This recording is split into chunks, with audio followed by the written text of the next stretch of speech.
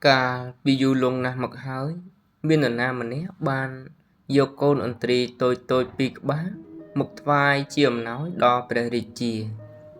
Ẩn trì tăng pi ní chia bùi đo lộ.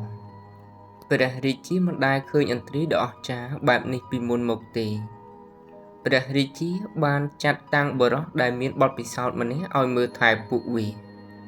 Pôn man khai còi mốt, bề rì chìa chọn khơi phụ quỷ. Hai bán dương tới gần lái để phụ vía trời bàn để xả tục.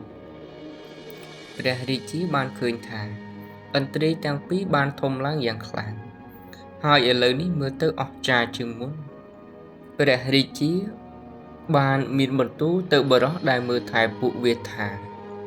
Dưới chọn khơi phụ vía họ hảo. Bờ đó bán từ các bài ấn trí. Hai ban đó sẽ nhé oi phụ vía họ hảo. Vì khơi sẽ nhé anh tri tăng phí có chấp đàm họ. Anh tri muối họ đo cầm phụ mì. Khả năng đây anh tri muối tiết họ bàn bằng tích cô trở lót một ông quỳ tùm nơi lưu mì chưa được đài. Đại viết bàn họ chênh một nụ. Khơi bạp ní. Bè rì chí miền ả rõm chầm lại. Bè óng xù thả. Tạo miền rừng ở với. Anh tri muối họ bàn lộ nè. Với trong này muối tiết rồi mình chọn họ tỏ tới sọ. Bờ đó nút lòi thả. Bè cả rần à, tôi bóng cố ban chỉ dùng cực bạp dạng hả.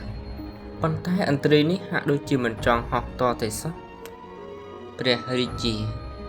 Sở lánh anh tri tăng bì. Hãy chọn khơi phụ vía họ hãy có buộc lưu mì. Đôi chứ nên ngay bẩn tốt bè óng banប្រកាសទូទាំងនគរថាអ្នកណាម្នាក់ដែលអាចធ្វើអន្ត្រីនោះហោះហើរខ្ពស់លើមេឃបាននឹងទទួលបានរង្វាន់ជាច្រើនអ្នកប្រាជ្ញនិងអ្នកចេះដឹងជាច្រើនបានមកព្យាយាម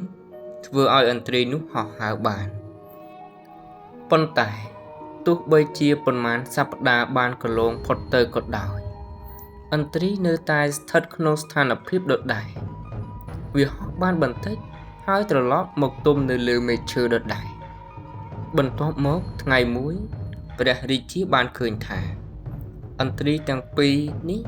ហោះហើរខ្ពស់លើមេឃព្រះអង្គមិនអាចជឿនឹងភ្នែករបស់ព្រះអង្គទេហើយភ្លាមក៏បានបញ្ជាឲ្យរកមើលអ្នកដែលបានធ្វើរឿងនេះ